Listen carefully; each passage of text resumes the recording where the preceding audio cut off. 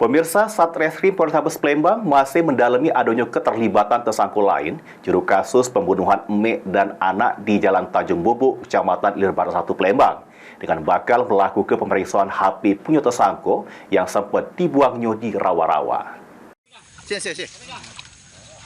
Anggota penyidik unit pidana umum Pidum Satreskrim Polrestabes Palembang membongkar HP punya Suganda alias Nanda, tersangka pembunuhan emak dan anak di Jalan Tanjung Bubuk, Kelurahan Bukit Baru, Kecamatan Ilir Barat 1 Palembang.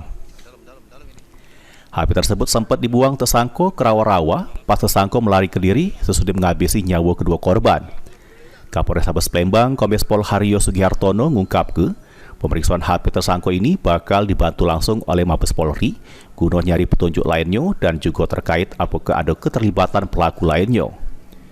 Ini HP tersangka masih jeru pengeringan, sesudah kering baru dibongkar dan diperiksa guna mengetahui juga rangkaian cerita sebenarnya yang ini masih terasa janggal. Dalam HP tersangka ada percakapan dengan suami korban. Ya itu bisa dimungkinkan, makanya sedang kami proses daripada proses pengeringan handphone tersebut, sehingga nanti pada saatnya akan kita gunakan sarana digital lainnya untuk mengangkat secara digital isi handphone tersebut. Heru Wahyudi, PAL TV.